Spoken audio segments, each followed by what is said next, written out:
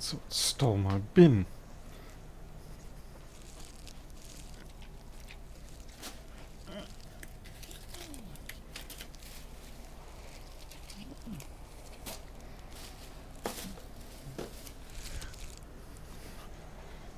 Alrighty. Alright, people are here. Excellent, we can get on with the work. I was wondering when you slackers would turn up. Sitting here thinking, it's probably going to be 5 or 6 minutes before people get here, and I'm going to have to wait and waste time waiting for them to dawdle into work. Okay. Is that Lars, Daniel, Miles, Byron? Hey, Byron. Stockholm's back. Hi, Stockholm's, yes, I recognise you're back this time. Hey, Barry, Paul Howell, Sutterbridge. Alright.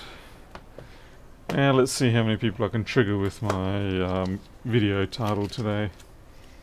Let's get into the overhead already.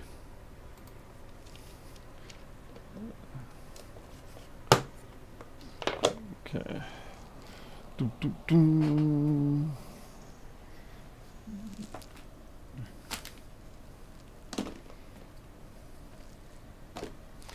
And I did get that tablet fixed up. It's all good. Managed to get the screen looking pretty good. There was some sort of soaking ingress or some sort of staining on the LCD display when you actually looked at it when it was off, but once the power came on it didn't seem to show up, so I was fine to let it go as it was.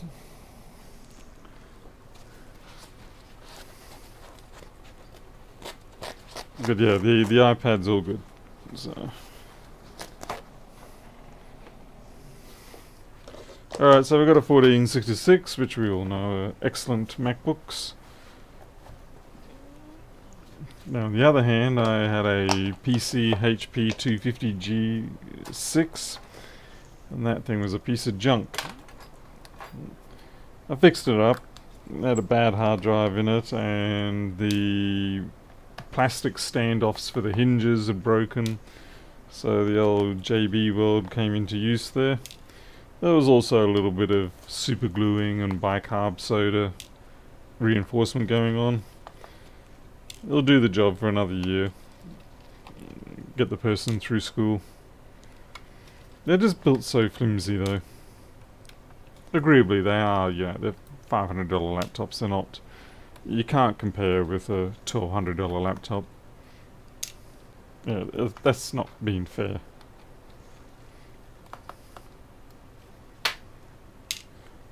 This is triggered well. These PC laptops actually work when their batteries die. What? Hey, fix it, bro. Let's see. I didn't get a chance to look at that, but got some weird stuff going on there. So what have we got? Wow, that's right on the SSD. And we've got a nice Samsung SSD, so that's gonna, and that just came right off. Andrew Hughes. But I gotta admit, you know, all jokes aside, I have generally found MacBooks to be, I mean, I've switched over to MacBooks, and I'm a Linux person, so you know, if you take in terms of hatred of Apple, you really should have like Linux people, and then below Linux people we have Richard Stallman, and I'm perfectly fine with them. I enjoy them. Yeah, no, some people think they're overpriced and stuff like that, but I don't know. I feel like they're pretty decent value for money overall. That is my opinion, of course. And since you're all listening and I've got the microphone, you're going to have to listen. 430. The best bit is, you know, people bring them in to get them fixed, and I can fix them. All the better for me. And I just realised I'm not running the data code update. Come on. There we go. Hey Jim, welcome. Good to see you. I was wondering whether you'd turn up. I didn't want to disturb you. I didn't want to send through a message because I was worried if you were actually getting some sleep. I didn't want to break that. Not this time. Tim was saying today that T2 stops the machine from working when it can't detect the battery.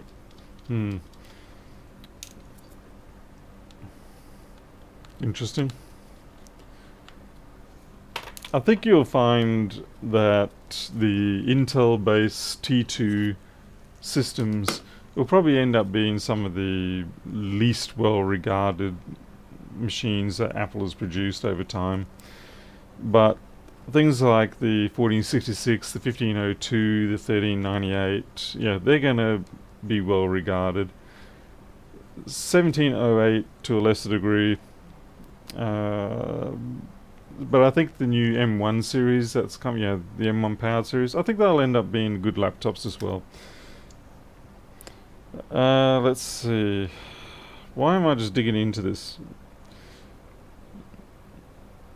I guess I'm digging into it rather than testing it, because on first glance this is pretty much pristine, so I'm expecting there's going to be something on the back side of it, so we're just going to go straight in. Jim, you just gone to bed, 5 minutes off phone. Ooh, okay. So we just managed to catch your attention. Well, I hope it doesn't keep you up. I can try and drop my voice down to a Bob Ross tone, although I can't say I've ever really listened to Bob Ross, but I'll try to have reduced inflections in my voice.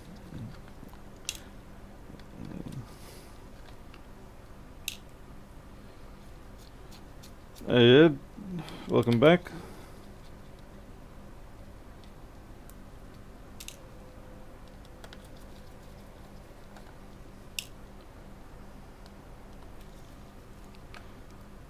Yeah, you really don't want me singing to Jim, not unless you want to have him put back into the hospital, except into probably the trauma ward. It is not something you wish for me to do. I do not wish to sing. Noosa cat? Oh, Yosef. With regards to the M1 repairs, I think we really won't see too much difference. In fact, in many ways, I think they'll be easier on the logic board side than the Intel ones that we have now. Mostly because they pull in a lot more of the high-risk componentry onto that actual M1 SoC assembly, which leaves the main board primarily populated by glue logic and power generators and things like that. So as a consequence, if liquid damage gets onto the board, it's more likely than not going to end up on one of those bits and pieces that are typically built using more generic parts. Okay, I mean, the ISL 9240s are a bad example, things like that. But overall, you've got a better chance, I think, with the M1s in the way they're designed. Alright, still got nothing showing. Wow, this one's going to be interesting. This is one of those terrifying, pristine jobs.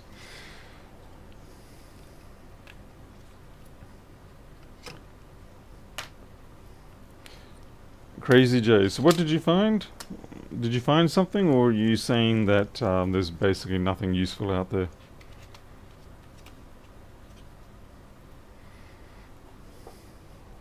What if we can't get any chips from AIM? Well, you're gonna get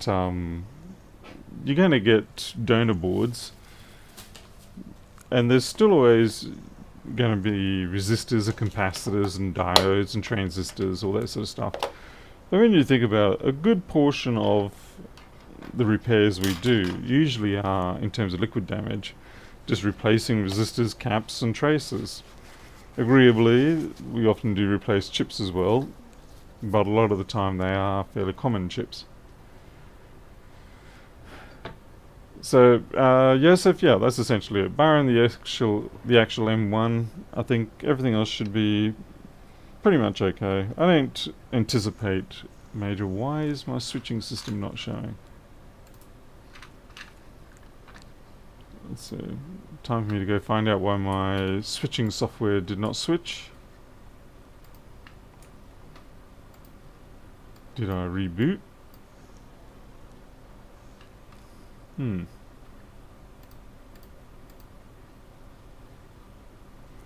Resistors.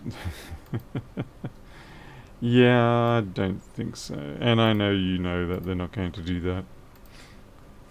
Kind of reminds me of the fear-mongering that was made over what were actually RF filters, and people were running around saying that they were spy chips. It's like, no, they're just RF filters. It's probably about a year and a half, 2 years ago now. Hey, Basil.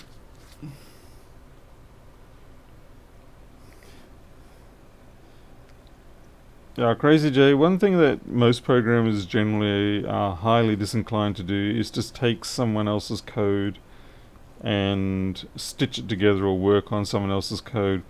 Particularly open source developers, we are notorious for not invented here type behavior. So it's like, if we didn't make it, then it's no good. We're going to do it ourselves. Okay, definitely nothing on that side.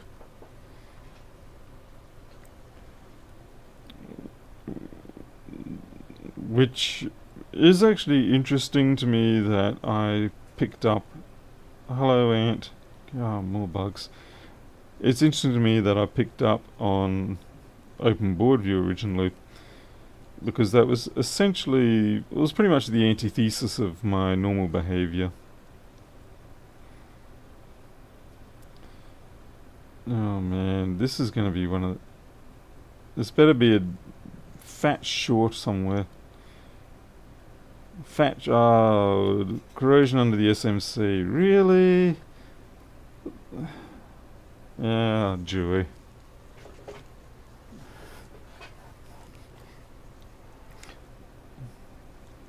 Come on. You telling me on this entire board that the only one piece of corrosion we have found so far is jammed under the SMC? Really?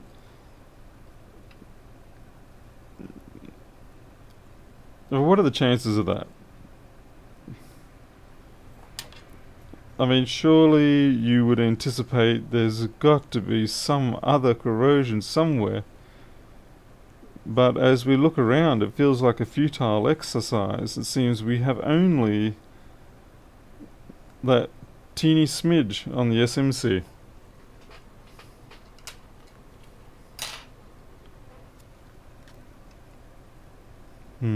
I'm going to take another squiz around the board.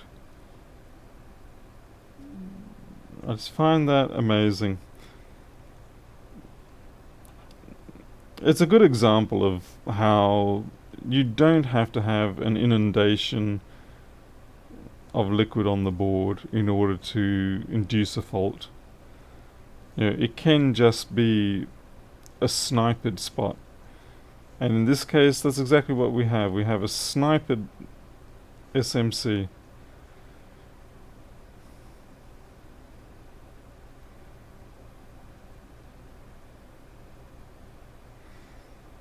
I mean, so what was the corrosion's projectile, path? Was it like came through here and then just doink, landed there and fell into it? Yummy steak. No, this is the first time. It's Apple apparently said dead, replace the main board. I'm just looking around for some other corrosion because I just can't believe it's just that one spot. I mean, I've seen it before, but every time I see it, it's still a case of I can't believe it.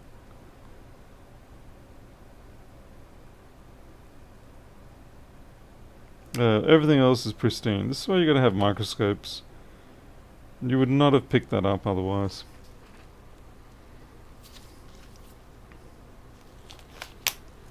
America SO, you came here for Lewis Rossman. How would you get from Lewis Rossman to me? Now that is something I do wonder.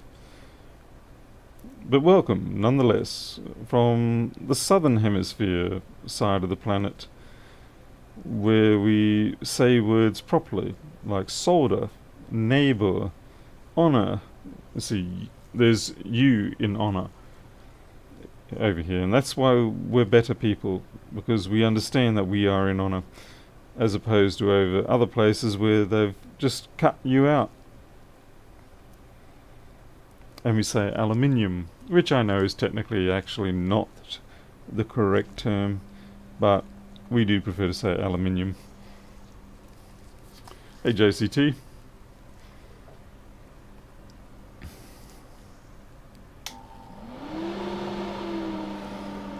Let's... Well, not much else we can do but get into this one. Although, yeah, maybe I should actually put some power on and see what's happening. Yeah, we'll put some power on, just see what's happening. Is that going to switch back? Excellent, it did. I just want to make a note of what the current rate is and things like that.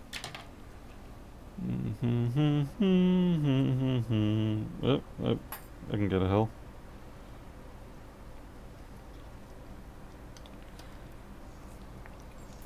And see if the chipmunk picks up anything. Oh yes, I do much prefer sulfur the UPH way.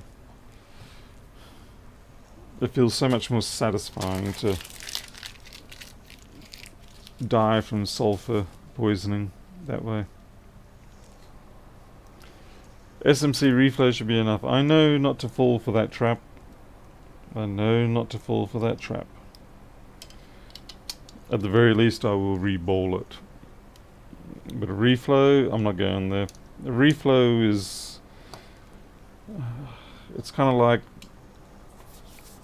swimming off a deserted island, getting 50 kilometers across the ocean and 100 meters from the edge of the continent. You turn around because you're getting tired. That's what reflowing SMCs is equivalent to. Alright, so let's see what happens here. So we do get green light, we do get a fan spin.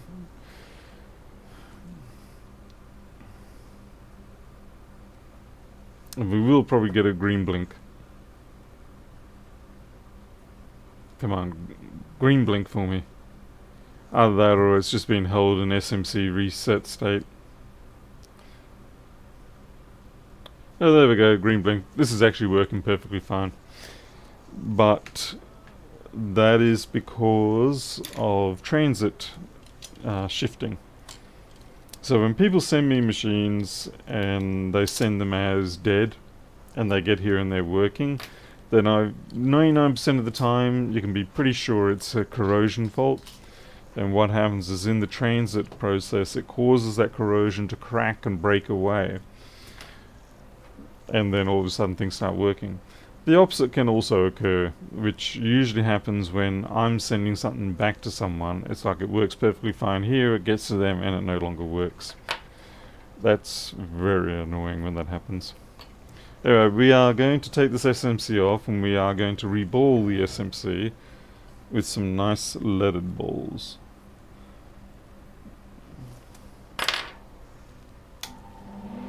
Hey Tonto B, hello. I mean, look, I agree. It's very high probability that simply reflowing this probably would be an appropriate fix. But because it's a customer situation, I don't want to give it that opportunity to come back and bite me. I would rather, just get it done properly. Yeah, Pedro, we're not talking about that machine. I'm waiting for when you get handed a cheap deal on that and you snavel it up and you find out what the real fault is and you fix it and then rub it in my face. Okay, so we're just warming this up. This is only 250 and we're getting out our Grim Reaper. And we'll just get under these little blobs. Flick them off like that. It's nice when they just lift up. Oh, this is beautiful. This is kind of like when they come up like that. It's kind of like when you're doing Christmas presents and you just cut through the paper in a gliding motion. That's about the closest equivalent I can come up with right now.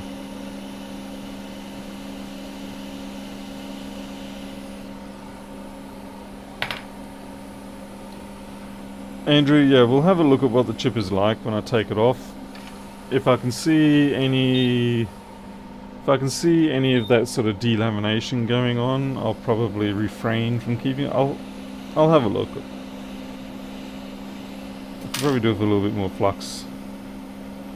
And I think we can probably pick away a little bit of edge bonding here. Oh no, it's all good. Yeah, just a little bit of flux.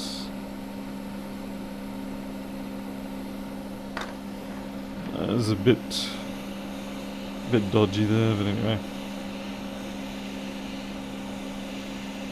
Certainly I find one way to try and reduce the chance of that delamination bobbling occurring is to focus on heating up the board around the SMC a little more, rather than just jumping straight on top of the SMC and pounding it with heat.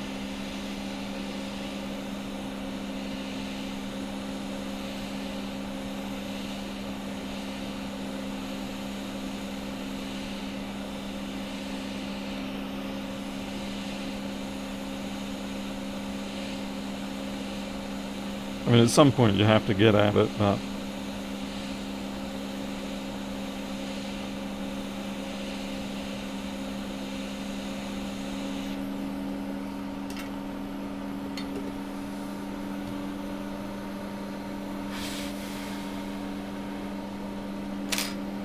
okay, while that's still hot, we'll get some solder.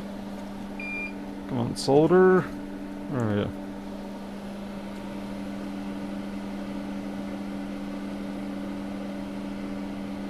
Fortunately, with the board being still hot, I can get away with doing this with the micro pencil.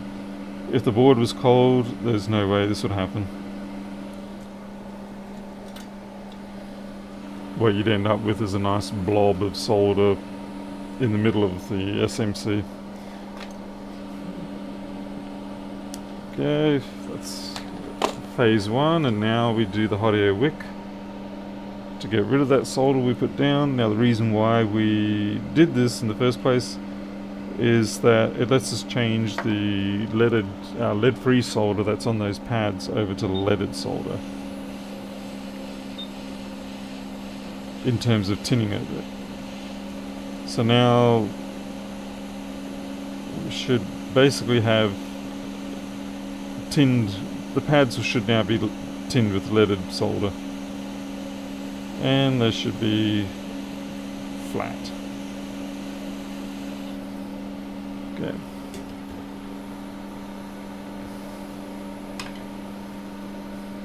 Alright, let's have a look at that. There's a couple of corroded pins there. Well, there were. We'll have a look at the board view and see what they were. Hey, Teresa. So I'm pretty sure it was this one here, and oh, that's great. It's a pad that has no trace coming in, which is not a good thing at all, but at least it is on the outer edge of the SMC. So if something is wrong, let's just say something wrong with the veer, we can at least come in from the side. Where it's problematic is if you end up with, say, something like this, where it's a few rows in, deep into the SMC, or even worse like that.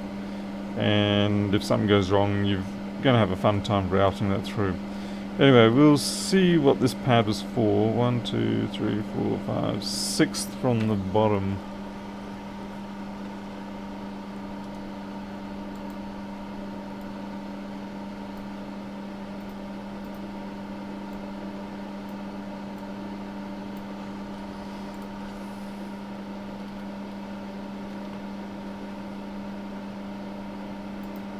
Yep, that's a LPC. I have no idea what that is.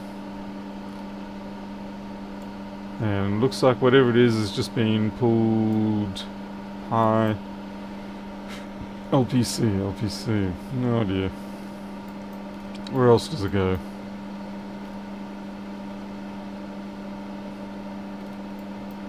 Well, it goes to the PCH side by the looks of it.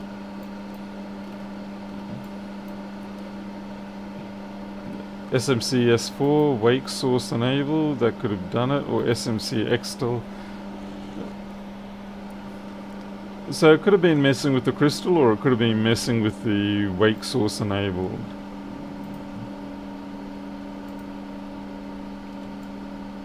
Oh well, either way, that's cleaned up there. I can't really see any real damage.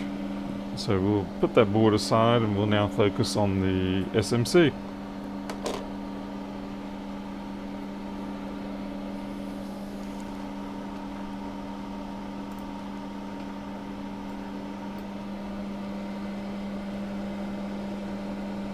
Yeah, you can see that corrosion right there. So there's actually a pretty decent chunk of corrosion in all honesty.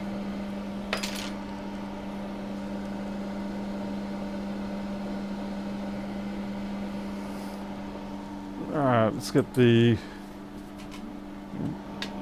reballing tray out.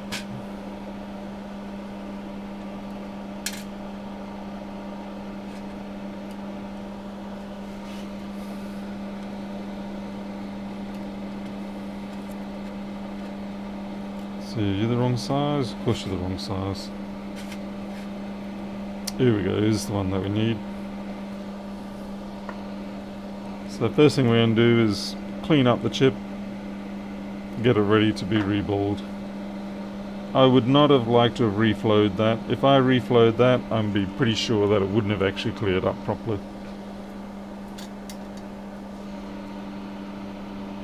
Hey Tony W, welcome. Oh, Wade Watts is here too.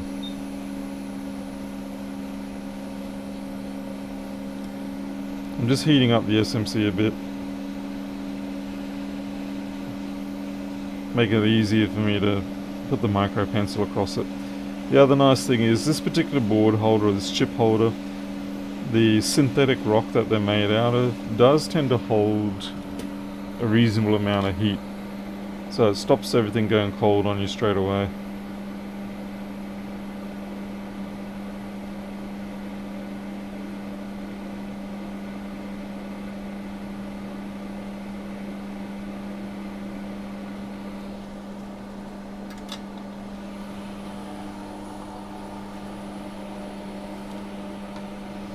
Steak on pizza. Jeez, and people complain at me about pineapple on pizza.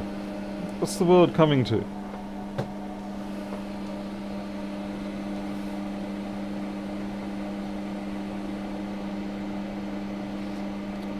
I just used a little bit of 20% IPA on that. Like, it's got 20% water in it. So I figured whatever that corrosion was, it was likely liquid based. Water-based rather, and so this should help lift it up. Let's see, LPC low pin count related to LPC bus, connecting low bandwidth devices to the CPU such as boot ROM and all that. Okay, cool. You realise you're just reinforcing my tendency to not bother to find out these things, but instead ask people to tell me. It's far easier in life if you just basically feign stupidity or lack of knowledge, and then everybody's going to tell you. Of course, the other alternative is you just make up something and try to assert that you're correct, and then everybody will come along and correct you. Either way is a perfectly good technique for not having to use your own brain.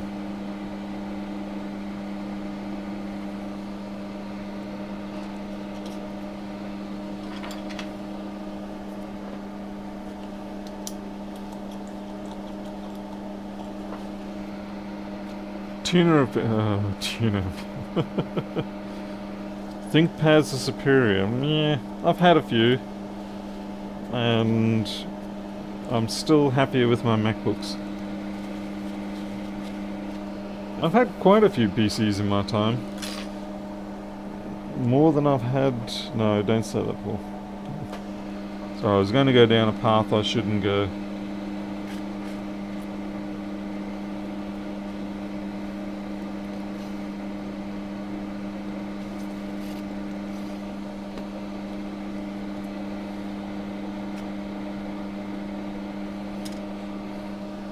I was going to say that I've had more motorbikes than I've had laptops. Jim Hook, question from above. It's Payro. Where did you learn all that you're doing? Look, really, it's a combination of everything. Some things I picked up, some things you pick up at school, some things I picked up at university, some things I picked up in the field, a lot of things I taught myself.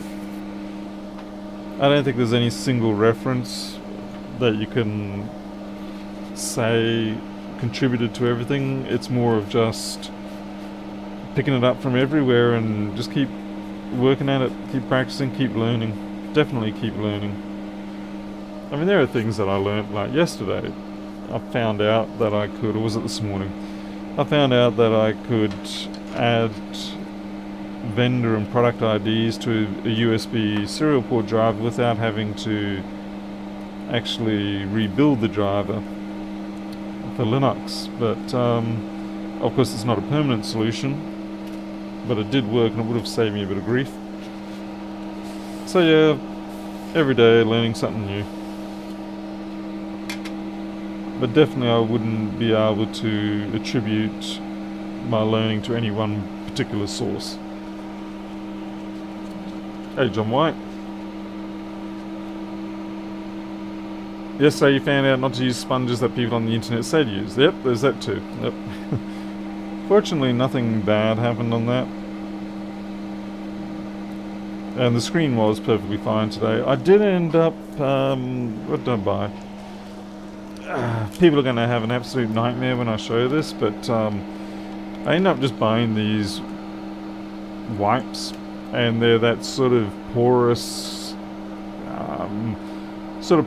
non-fibrous or non-linting, very thin tissue paper type stuff imbued with some other cleaning substance.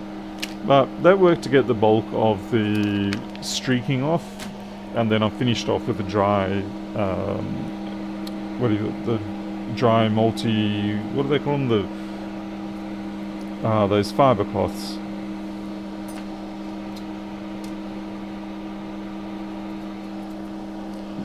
Yeah, you really don't want to stop learning. The day you stop learning is really, it's a lot more fun to learn every day. Microcloth, thank you very much, yes.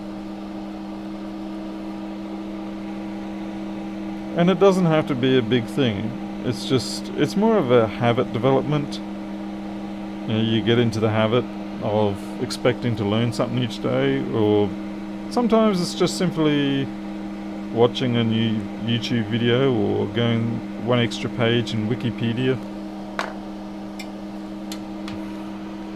Okay, here comes the fun part. Let's see, 390 is way too hot. I'm going to drop down to 350 and 20. Hey Keith McDermott, good to see you.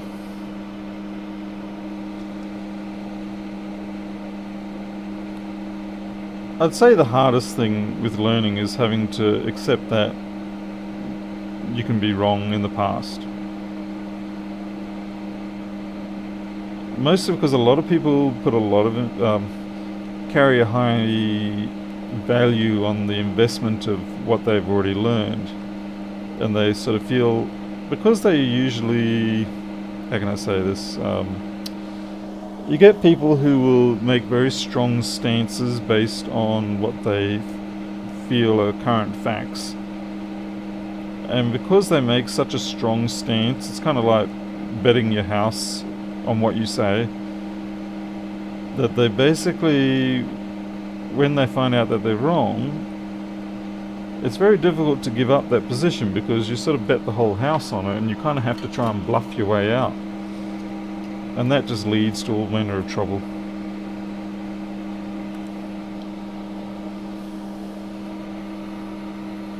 Hey Arnold.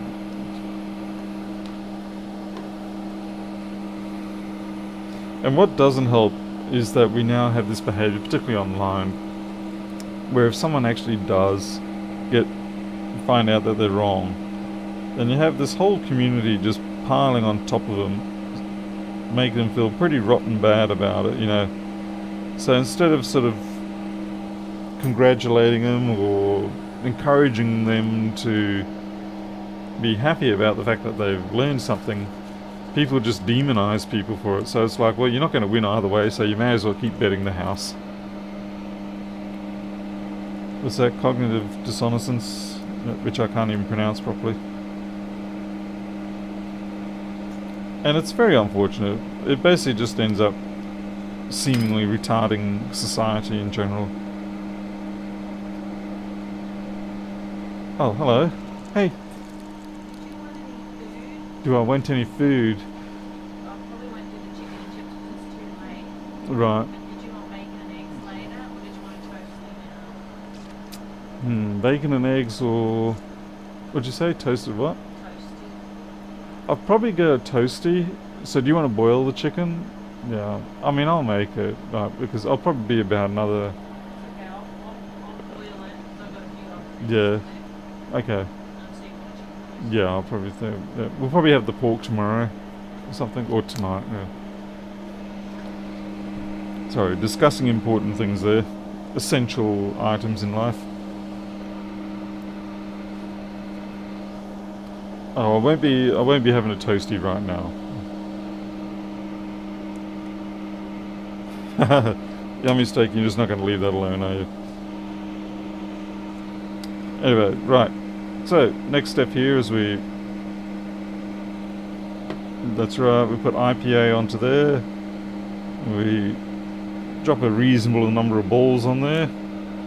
Nice thing is they don't go anywhere, unlike before.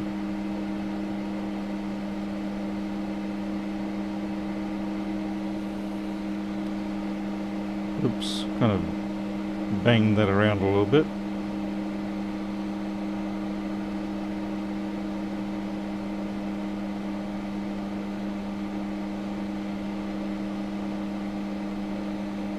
Okay, looks pretty good.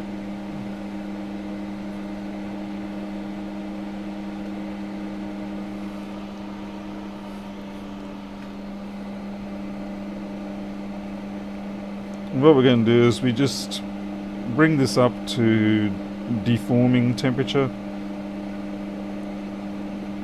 It looks like there's no ball in there, but remember that's one of the corner balls. Good. So we're just going to bring it up to the temperature where these balls will sort of start getting a bit of a matte top finish on them. They're like that. Just going to do it all around. And then we hit it with some flux. And hope the hell that they don't come crawling like that. Oh, look at that. I just put them back in. How awesome was that? Ah, one of those great days. And then we come back and do the full reflow now. The reason why deforming them is needed is so that they don't have this tendency of being spat out when the flux bubbles a bit. Okay, we've got one on the side there that's been a little bit reluctant. We'll just give that a wee tap.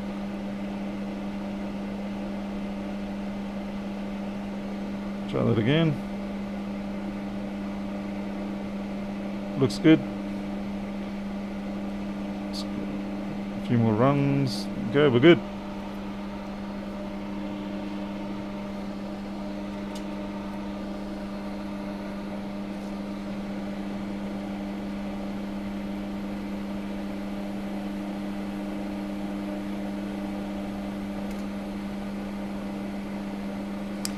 That's very satisfying looking SMC.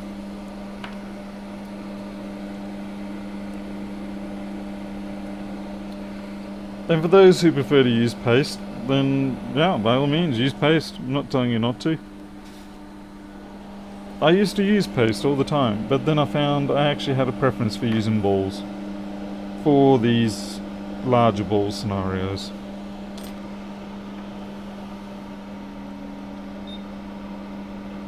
Tim was using glass slide on top. Was he using paste and glass? I've tried that, didn't work out for me. That's the other thing, you know, everybody's got their own technique, and depending on how you do things, you know, certain techniques do work better for you.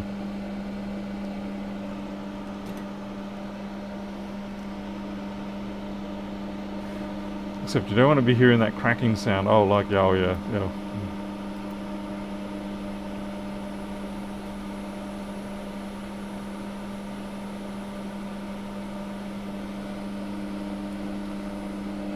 Gotta love it how YouTube censors saying BALL too much. So you can't say that word. But yeah, anything over about 0.3 or 0.25, I think it's generally a little more reliable to go with balls. But, yeah, each to their own. Okay, I'm pretty sure that's there. Pin 1, the top right. I'm just going to 100% verify that, of course, because I've been known to be wrong. Schematic. Yeah, top right. There we go.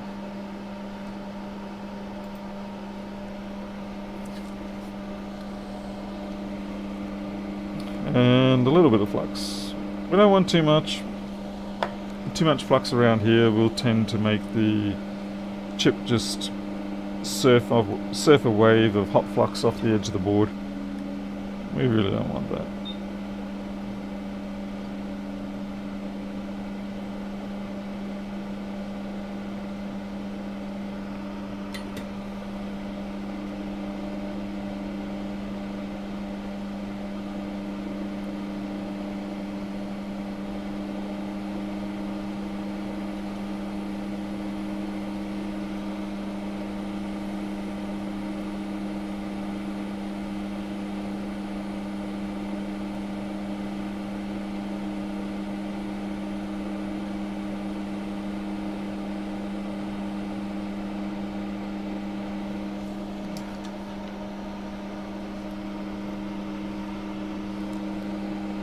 I gotta be honest, I'm actually impressed when I see Lewis put down an SMC with the absolute tidal waves of flux that he uses, and it works. It sticks down. I don't know how he does it. I really do not know how he does it because I can't get it.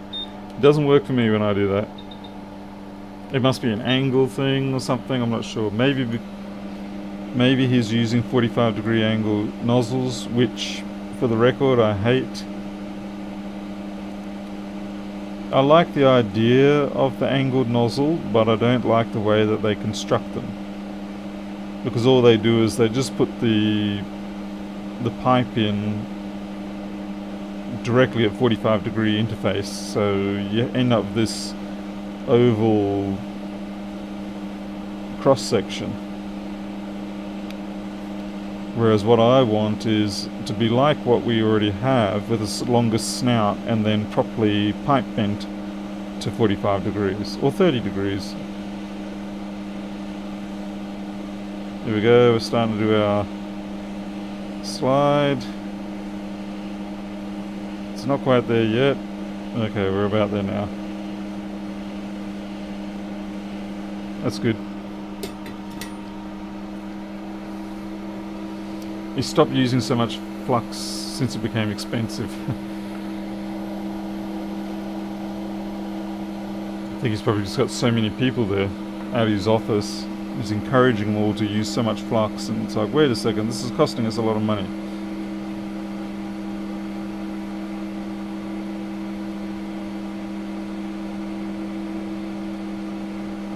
I'm pretty happy with those. That's sufficiently consistent.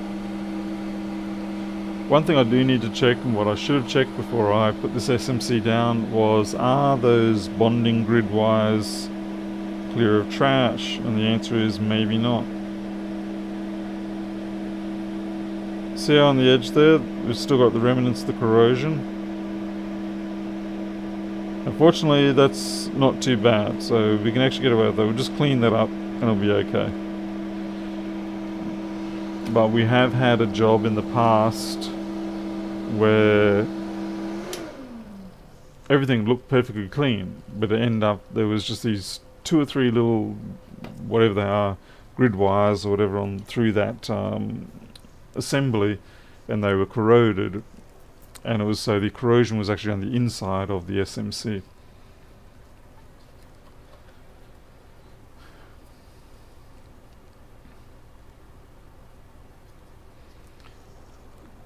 Lewis is with his heat and stuff like that. As far as I know, he goes pretty much flat out. Unless he's lying to us. I mean, I suppose that's always a possibility.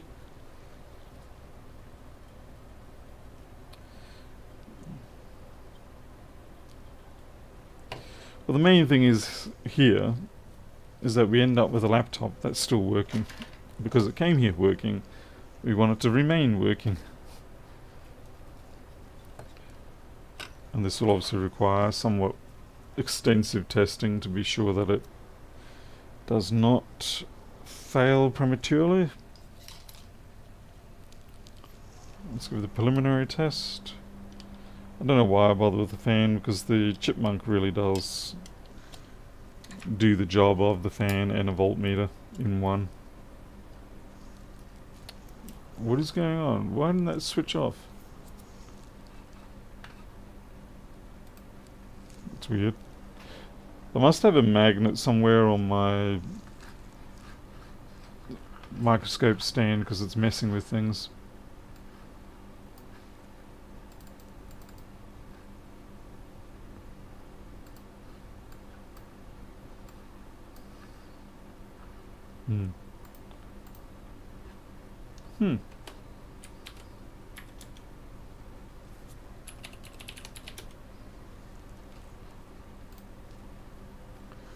It wasn't that the camera wasn't focused, it was the wrong camera was selected.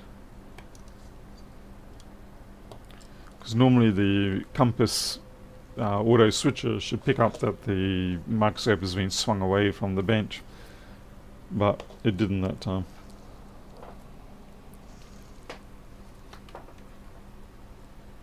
Hey DevFun, welcome. How's it going over on your side?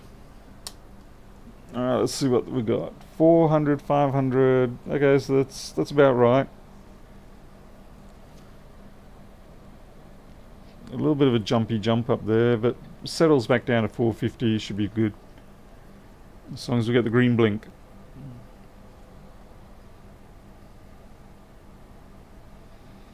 Blink, greeno. Yep, there we go. Alright, so we are alive. Let's put it into the chassis, run our sort of preliminary testing on it, make sure that it's doing a good job, make sure that the temperature sensors are okay, because this was the SMC, so it's entirely possible there could be some other issues.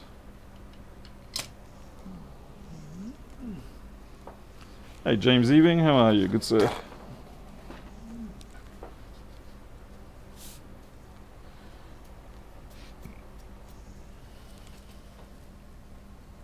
Might just...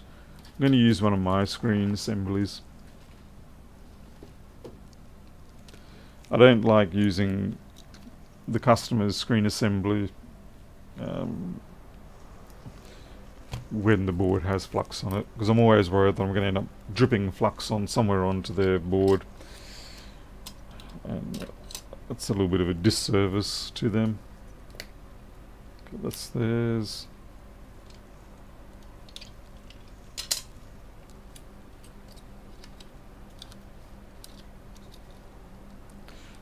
At least it's very quick and easy to set this one up.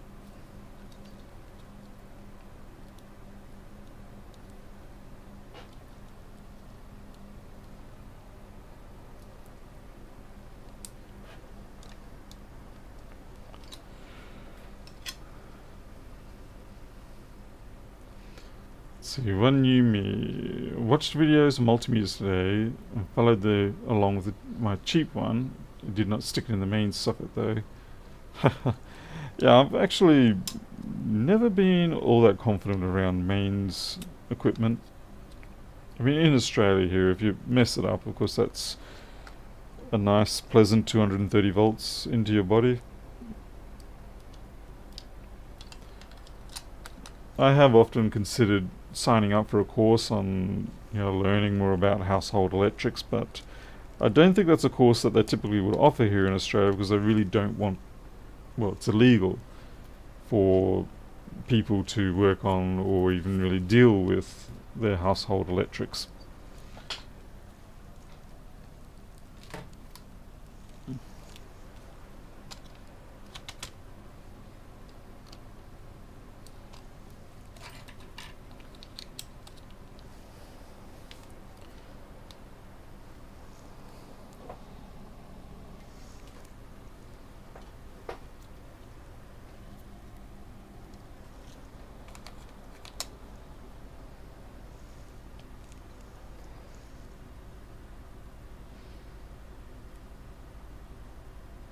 Hey Jacob, Mazada.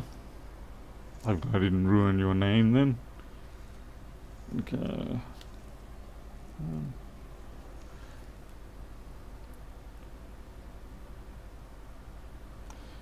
It's a TAFE course. Is there really a TAFE course? Is there any chance you can actually link me to it? Because I know there used to be one, but I never was able to find it again. And I was sort of getting to the point where I might have to resign myself to actually becoming a electrician's apprentice for a little while, which is not the most enjoyable job because you usually end up being the one having to go through the roof and pulling the cable and things like that. So yeah, I did a lot of that when I was younger. Okay, is my keyboard dead? Did I forget to plug the keyboard in or latch it down? Trackpad's not working. Keyboard's not working. Alright, what have I forgotten here? Maybe I... See, does the power button still work? Oh, that's problematic.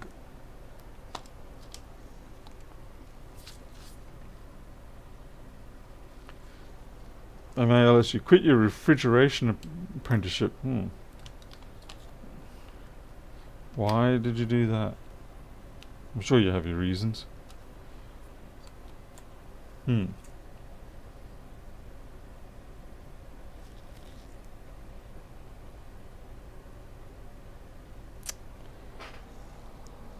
Ah, bugger.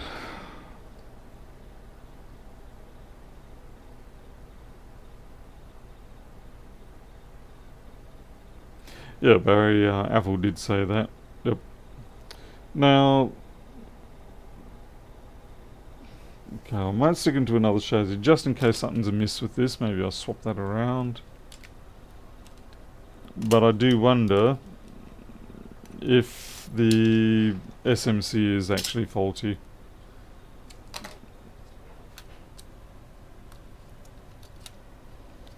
Then again, it must have responded to... It must have been responding at least partially to the keyboard because I held down the option key and I straight away got my boot options. Whereas if your keyboard is not working, as in your option key doesn't work, then it just takes a while and it'll just automatically boot into... Yeah, that's weird. It was booting. Which, oh god, I hope that doesn't mean it's the SPI versus USB keyboard issue. Okay, you don't have a flex. Damn it, I'm going to have to use the customer's one. Didn't want to do that.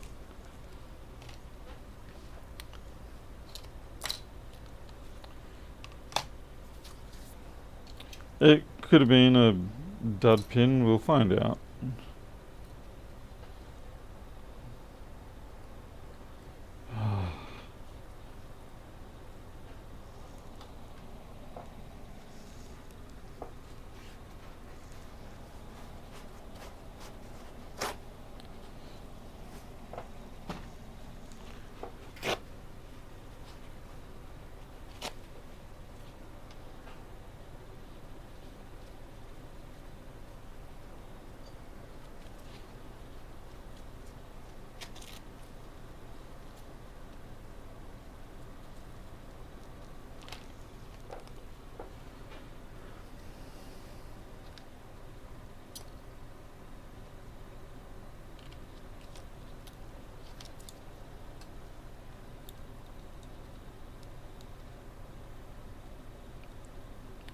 The issue I'm worried about here, and the reason why I'm like going oh dear, is because if it is responding to the keyboard while it's in the EFI state, but it's not when it gets into the macOS boot, then yeah, that's not a problem you want to have.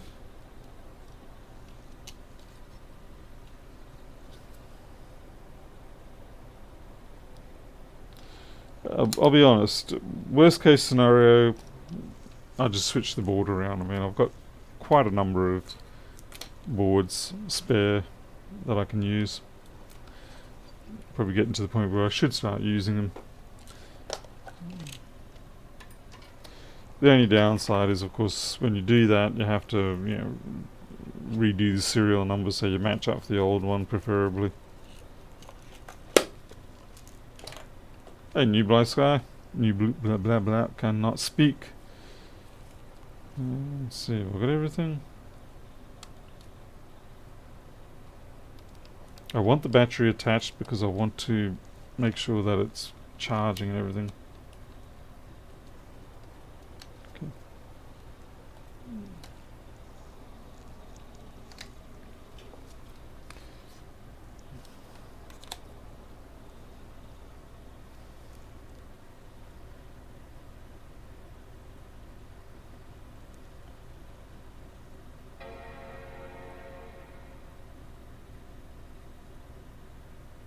Okay, so we do have that. We definitely have activity there. So now we wait to see if we still have activity in the macOS.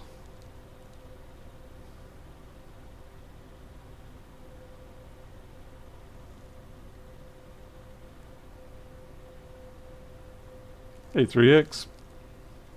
What's the time now? Crikey, it's 1:45.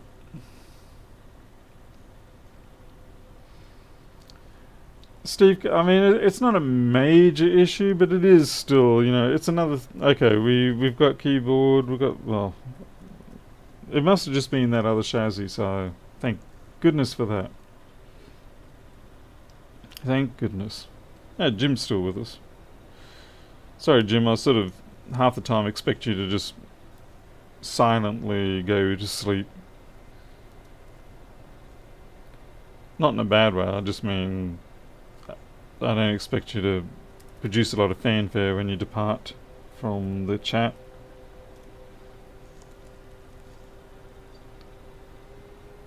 Okay, let's see if the keyboard tester works. You can get this keyboard tester from GitHub. It's on my GitHub, so it's free for everybody to use.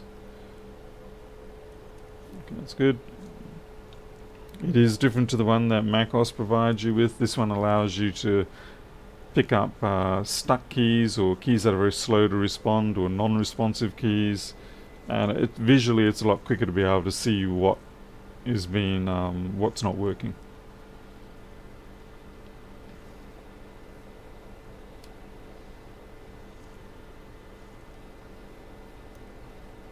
Okay, Facecam's not going to work because I don't have it plugged in, that is why. Have I ever used Hackintosh? I have not, no. Hey, LJ Rogers. Okay, mic works.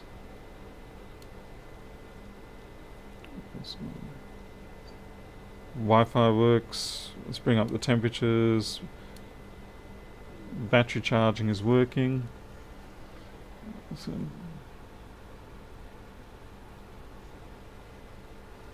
we can all thank Jim for this rather marvellous camera that he's supplied me with, so we don't have to put up with my trashy Logitech barely visible type quality.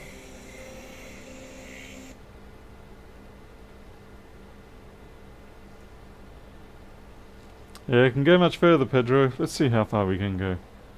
Let's see.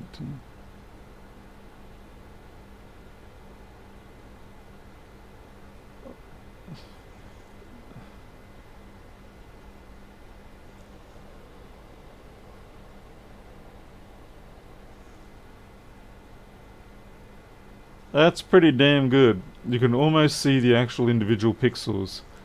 You really can. That's delightfully impressive.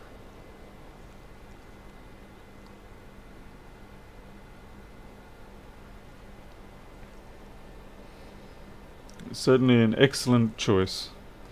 Okay, so temperatures are good. They're in just over 100, so that's pretty good for this machine. We're doing 24 frames per second on there. It's running well. And we're charging. We should be able to keep running when we take off. Yep. I think we're all good.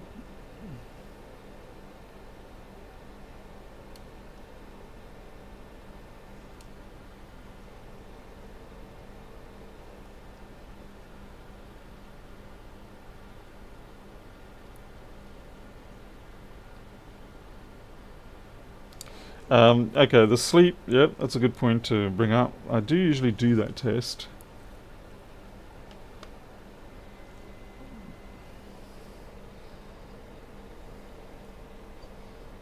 I do both powered sleep and battery sleep. So it's come back for the battery sleep version. Drop test. I just fixed up someone's laptop who did that.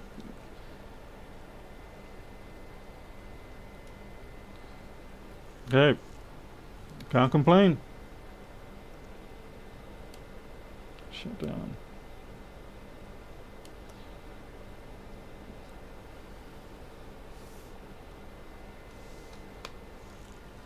Yeah, you really got to admire this camera. I mean, let's zoom in on the board.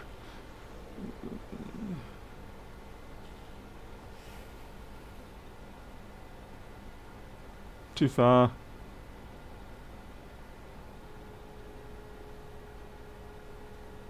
I think it's about the threshold there. I mean, you pretty much could, if you had to, do repair work at that level just. I know the brightness is a little bit pushed, but that's intentional. So that's more like what you'd expect when looking at a board.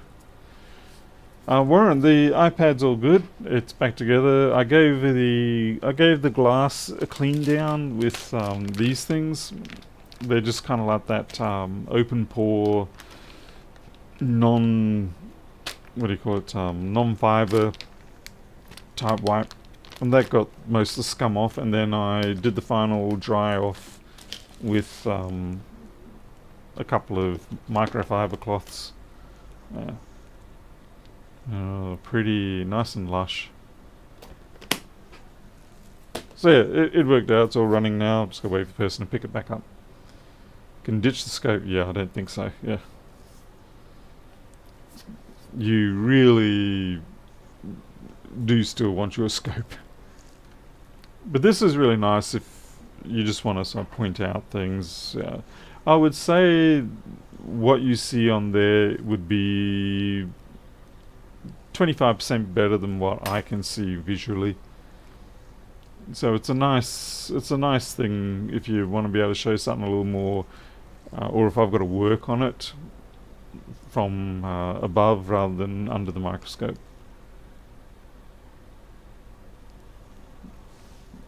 There, pretty happy with that. Is cam in your equipment list? It's not yet, Jim. No. I have a tendency to test these things for a little while and then put them into the list. And then I also have a tendency to be lazy or forgetful and forget to put them in the list. That's going to be my excuse for today. I'm sorry. You'll have to forgive me, Jim. But yeah, it should be. Yeah. I mean, I've got those HDMI adapters in the list, so I suppose it stands to reason the camera should be next. Alright, that's it for this evening. I am going to get out of here, get some food, and then probably do some programming. The multimeter software, by the way, is working quite well. Like now I can just switch off the multimeter and it behaves properly. Let's see if I switch it back on, it might come back. Yep, there you go. So it behaves much better now. No more stalling and blocking in the processes. So, alright. Thank you very much for watching, everybody. I appreciate it. It's always good to have you here, and it's always good to see the comments. And of course, it's always good to banter with you, because remember, I do a lot of bantering. It is part of the Australian standard of living, is that you must banter. You must be a bit of a jerk at times. You must taunt people. You call your enemies very lovely names, and you call your best friends the worst names you can possibly think of. Although that, I think, is a little more universal. Alright, I'm out of here. You all take care, and I'll see you next time. I do have some more computers, so maybe tomorrow. Until then, catch you later.